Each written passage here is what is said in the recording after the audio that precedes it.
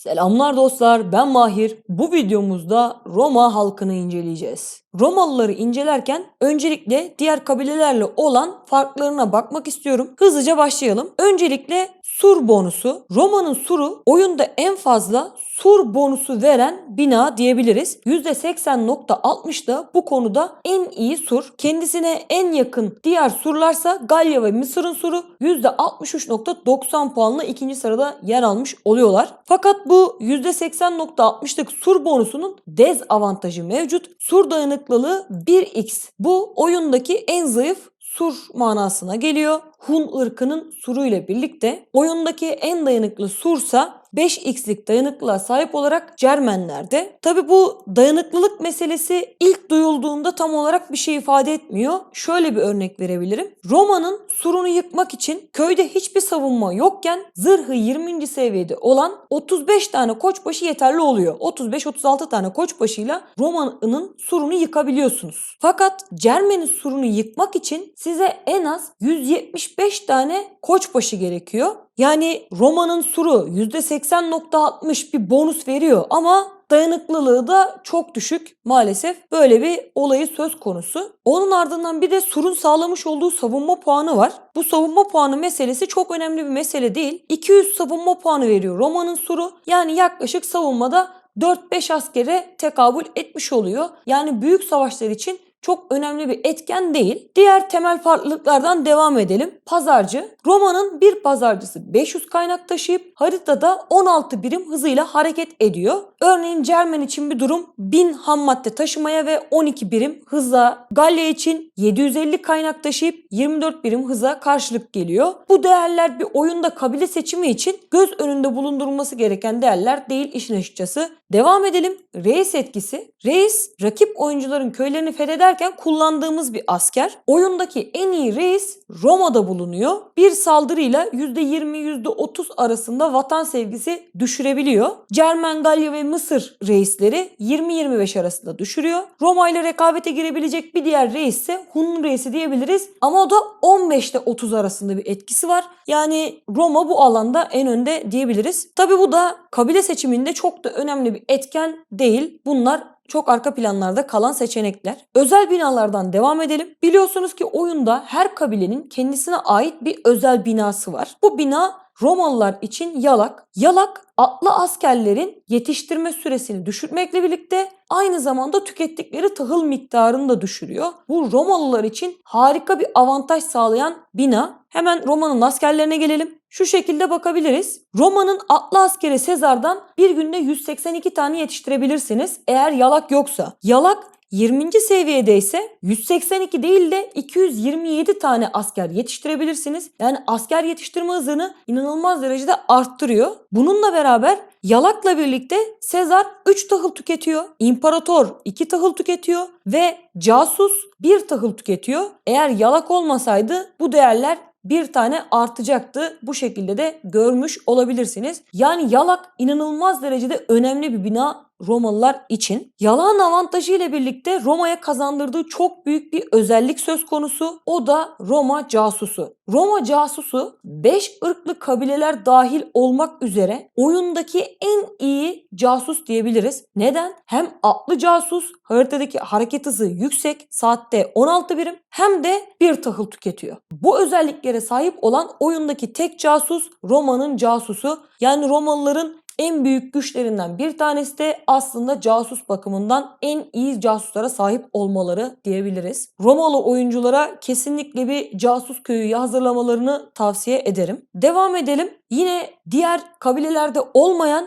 bir diğer özellik. Roma'da aynı anda 2 tane inşaat yapmanız mümkün. Bir tanesi köyün içinden, bir tanesi üretim alanlarından olmak üzere Roma'da aynı anda 2 tane inşaat yapabilirsiniz. Plus'un özelliğini kullanarak 3. bir inşaatı da sıraya almanız mümkün. Bu da özellikle altınsız oynayan oyuncuların Roma'yı tercih etmesini sağlıyor. Çünkü inanılmaz derecede avantajlı bir konuma getiriyor sizi. Aynı anda 2 tane inşaat yapabilmek. Özellikle altınsız oynayanlar için muazzam. Tabii altınlı oynayanlar için de harika. Diğer kabilelerde bir tane inşaat emri verip bir tane inşaat emrini sıraya verip 2 altın karşılığında 2 tane inşaatı tamamlamış oluyorsunuz. Roma'da 3 tane inşaatı 2 altınla bitirmeniz söz konusu oluyor. Son olarak kahraman. Yine bildiğiniz gibi oyundaki her kahramanın kendi kabilesine göre özel bir yeteneği var. Roma kahramanının özelliği ise bir saldırı puanına karşılık 100 saldırı gücü kazanması. Diğer kahramanlarda bu değer 80 gücüyle birlikte sınırlı kalıyor. Yani Roma'da 4 tane puan verirseniz saldırı gücüne sanki diğer kabilelerde 5 puan vermişsiniz gibi oluyor. Bu da özellikle oyunun başlarında fayda sağlıyor. Hem rakiplere saldırıya giderken hem vahadaki hayvanları kesmeye giderken kahramanınızın canı daha az gitmiş oluyor. Aynı zamanda daha fazla hayvan kesmenizi, daha fazla savunmada asker kesmenizi sağlıyor. Böyle de güzel bir özelliği var Roma kahramanının. Bu konudaki temel farklılıklardan bahsedeceklerim bu kadardı. Şimdi hemen savunma yönüne geçmek istiyorum. Roma'da yetiştirebileceğiniz 2 farklı savunma askeri mevcut. Bunların ikisi de yaya. Maalesef atlı savunma askerine sahip değil Roma halkı. Ve ben bu askerleri bu tablo eşliğinde incelemek istiyorum. Bu tablo 1x server için bir ayda yetiştirilen birlik ve miğfer bonusu olmadan kışta ahır 20. seviyede, askerlerin zırhı 20. seviyedeyken ki değerler dikkate alınarak hazırlandı. Bir ay içerisinde bu şartlar altında 10.890 Praetorian yetiştirebilirsiniz. Bu Praetorianlar toplam 883.000 yaya savunma puanı, 507.000 atlı savunma puanı veriyor. Toplamda ise 1.390.000 savunma puanına ulaşmış olabiliyorsunuz. Buradaki savunma notu diye kastettiğim bölüm benim hazırladığım bir şey. 1.390.000 puana karşılık gelen savunma notu 55. Yani Praetorian birim zamanda ürettiği toplam savunma puanı üzerinden değerlendirmeye tabi tutulduğunda 100 üzerinden 55 puan almayı başarıyor. Benzer şekilde 12.000 tane lejyoner yetiştirebiliyorsunuz bir ay içerisinde ve bu lejyonerler 52 savunma notuna sahip olmuş oluyor. Şimdi bu askerlerin diğer kabilelerle olan kıyaslamalarına bakmak istiyorum. Öncelikle 3 halk için inceleyelim. Bu şekilde bir inceleme yapmış olduğumuzda Galya'nın flanks askerinden bir ay içerisinde 18.514 tane yetiştirebiliyoruz ve savunma notu 100 üzerinden 85 oluyor. İkinci sırada mızrak 83 puanla, 3, 4, 5. sırada yine Cermen ve Galya'nın askerleri mevcut. Praetorian ve lejyoner Roma'nın askerleri kendilerine son sırada yer buluyorlar. Tabi bu liste birim zamanda üretilen toplam savunma puanına göre oluşturuldu. Bu konuya bir kez daha dikkat çekmek istiyorum. Bu konuda Roma'nın savunma birimleri son sırada kendisine yer bulmuş oluyor. Diğer bir yandan bakacak olursak Praetorian birim tahıl tüketimine karşılık en fazla yaya savunma puanını veren asker aslında. Bir de ucuzluk bakımından baktığımızda yine en iyi yaya savunma puanını veren asker. Fakat işin içine zaman girdiğinde gördüğünüz gibi 4. sıraya kadar geriliyor yaya savunma puanında. Genel bir puanlamaya bakacak olursak birim tahıl tüketimine karşılık toplam ürettiği savunma puanıyla 1. sırada yer almayı başarıyor Praetorian. Ucuzluk bakımında 3.lüğe düşüyor. Yine gayet iyi bir sıralama. Fakat zaman işin içerisine dahil olduğunda 8.liğe kadar gerilemiş oluyor. Tabi bu 3 kabile için, bir de buna 5 kabile için bakacak olursak Praetorian'ın neredeyse en altlarda kendisine yer bulduğunu söyleyebiliriz. Yani buradan bir kez daha değinmek istiyorum ki Praetorian aslında birim tahıl tüketimini başına en iyi yaya savunması söz konusu olduğunda veya birim tahıl tüketimi başına en iyi toplam savunma puanı söz konusu olduğunda aslında kötü sıralarda değil. 5 ırklı senaryoda bile kendisine 3. sırada yer buluyor. Fakat şöyle bir şey söz konusu ki bu oyunda birim zaman başına üretilen savunma puanı, birim zaman başına üretilen saldırı puanı, birim zaman başına ürettiğiniz ham madde, saatlik üretiminiz, yani bunlar çok önemli. Oyunun bir zaman sınırı var ve bu zaman sınırı içerisinde yapabildiğiniz şeyler çok önemli olduğu için Praetorian bu konuda bocalamış oluyor.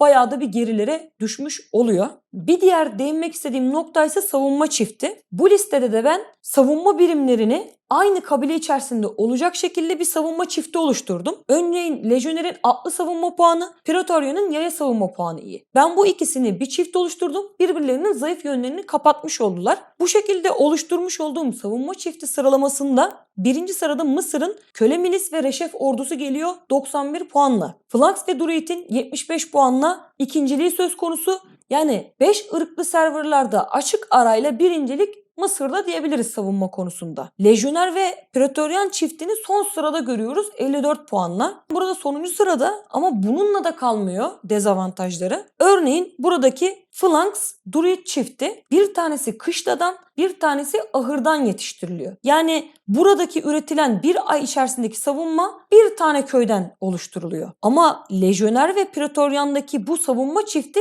2 köy için bir ayda yetiştirilen savunma. 2 köyden bir ayda toplamda 2.716.000 savunma puanı veriyor. Buna karşılık Phalanx Druid tek köyden bir ayda 3.810.000 savunma puanı verebiliyor. Hal böyle olunca Roma savunma konusunda iyice dezavantajlı bir konuma gelmiş oluyor. Düşünün, Roma ile savunma oynuyorsunuz. 2 tane köyünüzden bir ay içerisinde toplamda 12.000 lejyoner, 10.800 Pretoryan yetiştirdiniz. Bu savunmanın toplam savunma puanı 2.716.000. Ama Galya ile savunma oynayan bir diğer oyuncu tek köyden yetiştirdiği askerle sizi zaten geçiyor. 2 köyden yetiştirmiş olsa burada 3.816.000 değil 7.600.000 gibi bir puana denk gelecek. Siz 2.7 milyon, rakibiniz 7.6 milyon savunma puanı üretecek. Yani sizden 3 kat daha fazla savunma puanı üretme imkanına sahip. Hal böyle olunca Roma ile savunma oynamak bayağı dezavantajlı gözüküyor. Tabi burada yine karar tamamen size kalıyor. Pretoryan birim tahıl tüketimi başına en fazla savunma puanı veren askerlerden. Benim için birim zaman önemli değil. Birim tahıl başına daha fazla savunma puanı lazım derseniz Roma ile savunma oynayabilirsiniz. Özellikle Pretoryan'a yönelebilirsiniz. Ama siz derseniz ki ben birim zaman başına en fazla savunma puanını üretmek istiyorum. 4-4'lük bir savunma oynayacağım derseniz Roma'yı almanızı tavsiye etmiyorum diyebilirim. Roma'nın savunma yönü bu kadardı. Şimdi saldırı yönüne geçelim. Roma'da toplamda 4 farklı saldırı ordusu yetiştirebilirsiniz. Bunları da yine tablo üzerinden göstereceğim. Bu tablo 1x server için bir ay süre içerisinde miğfer birlik bonusu olmadan kışla ahır tamirhane 20. seviyede, zırh seviyeleri 20. seviyede olacak şekilde derlendi. Aynı zamanda yaklaşık 1500 koçbaşıya sahip olmalarına dikkat ettim oluşturulan bu orduların. Şimdi bakacak olursak Emperyan Sezar ordusu bir ay içerisinde 10.147 Emperyan, 6.916 Sezar yetiştirebiliyorsunuz. 1500 koçbaşı, 1391 de mancınığınız oluyor bu ordu içerisinde. Bu ordunun yaya saldırı puanı 1.187.000, atlı saldırı puanı 1.607.000 olarak karşımıza çıkıyor. Toplam saldırı puanı 2.794.000. 2.794.000 saldırı puanına karşılık denk gelen saldırı notu 100 üzerinden 94 ve tahıl tüketimi de 43.000 olarak şekilleniyor. Bunu alternatif olarak yetiştirebileceğiniz bir ordu da Emperyan İmparator Ordusu. Bu orduda saldırı notunuz 94'ten 89'a düşüyor. Yani birim zaman başına ürettiğiniz saldırı gücü azalmış oluyor. Fakat Emperyan İmparator Ordusu Sezar İmparator Ordusu'na kıyasla daha fazla yağmaya yatkın. Neden yağmaya daha fazla yatkın? Öncelikle bir tarafta 6.900 tane atlı asker, diğer tarafta 9.200 tane atlı asker var. Yani asker sayınız artıyor ve haritada daha geniş bir alanı yağmalayabiliyorsunuz. Bununla da kalmıyor. Sezar haritada 10 birim hızla hareket ederken İmparator haritada 14 birim hızla hareket ediyor. Bu konuda da çok daha avantajlı bir konumda. Bununla da kalmıyor. Sezar 70 kaynak taşırken İmparator 100 kaynak taşıyor. Hal böyleyken Emperyan İmparator Ordusu yağma odaklı oyunculara daha fazla hitap ediyor.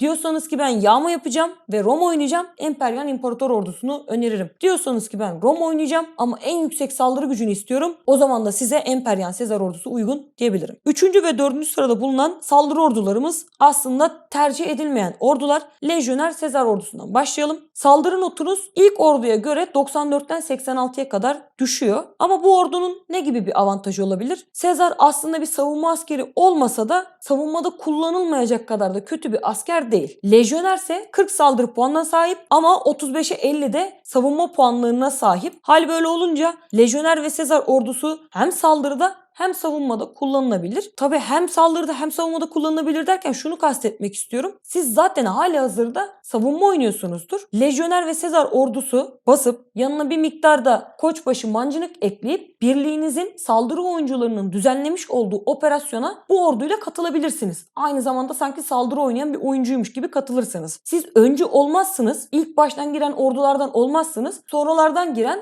köylerin yıkılmasına yardım eden oyunculardan olursunuz. Mancınıkla gidip gidip yıkımlar yapmış olursunuz. Ve işler zora düştüğünde, savunma gerektiğinde bu orduyu rahatlıkla savunmaya da gönderebilirsiniz. Böyle bir ihtimal söz konusu olduğu için de, bu ordunun böyle bir avantajı olduğu için de buraya ekleme gereği duydum. En son sıradaki ordumuz Lejyoner İmparator Ordusu. İşin aslı imparatorun savunmada kullanılmasını tavsiye etmem. Bu ne zaman basılabilir? Yine savunma oynadığınız zaman basabileceğiniz bir ordu. Lejyonerleri savunmada kullanırsınız. İmparatorlarlaysa yağma yaparsınız. Yağmadan da geri kalmamış olursunuz. Elde ettiğiniz yağma geliriyle sadece o köyünüzden değil, diğer köylerinize bile destek olarak savunma askeri basmış olabilirsiniz. Dediğim gibi savunma oynayan oyuncular aynı zamanda yağma yapmak istiyorsanız yapılmaz diye de bir şey yok yani. Gayet de tercih edilebilir bana sorarsanız. Şimdi Roma'nın bu saldırı ordularını diğer kabilelerle kıyaslayalım. Öncelikle 3 ırklı serverlar için bu duruma bakmak istiyorum. Bu konuda birincilik Tokmak Teuton ordusunda toplam 100 üzerinden 100 puan almayı başaran bir ordu. İkinci sırada Emperyan Sezar ordusu, yani Roma'nın ordusu geliyor. Tokmak Teuton ordusu 2.958.000 puana sahipken Roma'nın ordusu 2.794.000 puana sahip. Birinin saldırı notu 100 iken diğerinin saldırı notu 94. Aralarında böyle bir fark söz konusu. Birim zaman başına daha az saldırı gücü elde ediliyor. Fakat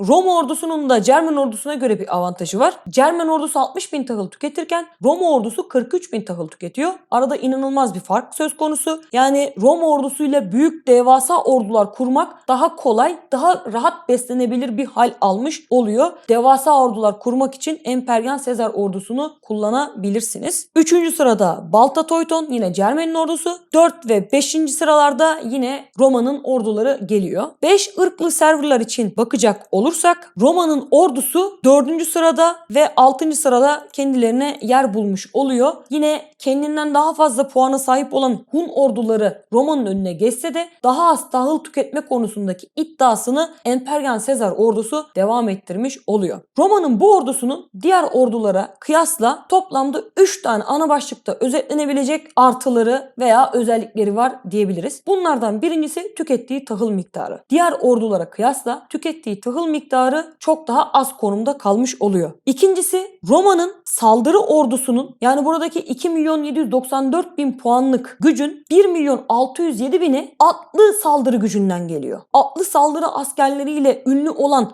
Hun ırkından bile daha fazla atlı saldırı gücü üretebiliyor. Gördüğünüz gibi burada Mısır'ın orduları yaya ve atlı saldırı puanı yönünden kafa kafaya denk olarak devam ediyor. Cermen'in orduları daha çok yaya saldırı puanına yönelik bir ordular ama Roma'nın orduları atlı saldırı puanına yönelik ordular. Bu da ikinci bir özelliği. Diğer ordulara kıyasla atlı saldırı puanı fazla olan ordular kurabiliyorsunuz Roma'da. Sonuncu ve üçüncü özellik Emperyan ve Sezar ordusunun savunma puanı. Bunu Cermenler videosunda da örnek olarak vermiştim. Yine bu uç örneği verebilirim. Örneğin Roma ile saldırı oynuyorsunuz ve saldırı ordunuzun olduğu köye rakipler yıkmaya geliyor. Orduyu kullanmalık zamanınız da yok ve orduyu kurtarmak için hiçbir şekilde imkanınız yok diyelim. Gelen ordunun karşısında kendi saldırı askerinizi savunmaya bırakıp giderken rakipten ne götürsem kârdır diye düşünebilirsiniz. Ama Cermen oynasaydınız ve Tokmak Teuton yetiştirmiş olsaydınız muhtemelen bu şekilde düşünmezdiniz. Derdiniz ki ben bu ordumu kaçırayım, gelsinler benim köyümü yıksınlar, ordumda buhar olsun, çöpe gitsin, daha iyi. Çünkü Tokmak Teuton ordusunun savunma puanı oldukça düşük. Tam bir hezimetle sonuçlanacak. Ama en azından Emperyan Sezar ordusu savunmada bir şeyler yapmayı deneyecek. Belki de rakibin ordusunun yarısını sizinle birlikte yanınızda götürmüş olacaksınız. Emperyan Sezar ordusunun böyle de özellikleri bulunuyor. Sonuç olarak toparlamak gerekirse Romalıların en büyük artıları, özellikleri aynı anda 2 inşaat yapabiliyor olmaları. Atlı askerlerin tahıl tüketimini düşüren yalak gibi harika bir binaları var. Bu yalak binası sayesinde oyundaki en iyi casus da Romalılarda diyebiliriz net bir şekilde. Sur savunma bonusu harika, %80.60. Özellikle koçbaşı olmadan size saldıran rakipler sizin savunmanıza değil de duvara saldırmış olacak, duvara toslamış olacak. Harika bir bonus. Bunun yanında sur dayanıklılığı maalesef 1x, çok daha rahat yıkılabilen bir sura sahip. Savunma oynanması konusuna geldiğimizde birim zamanda en yüksek savunma puanı üreten orduyu istiyorsanız Roma size pek uygun değil. Ama birim tahıl tüketimine karşılık en fazla savunma puanı veren orduyu üreteceğim diyorsanız Praetorian bu konuda çok iyi bir asker, tercih edilebilir. Saldırı ordusu konusundaysa hem yağmaya yönelik hem de düşük tahıl tüketimi ve yüksek saldırı puanına karşılık orduları da bulunuyor. bu şekilde özetlemiş olabilirim. Roma ile ilgili anlatacaklarım bu kadar. Sürçülisan ettiysem affola. Sağlıcakla kalın efendim. O değil de bu videoyu 3. kez kaydediyorum. Bir tanesinde kamerayı açmayı unutmuşum. Diğerinde ekran kaydını başlatmayı unutmuşum. Umarım bunda her şey yolunda gitmiştir. Görüşürüz.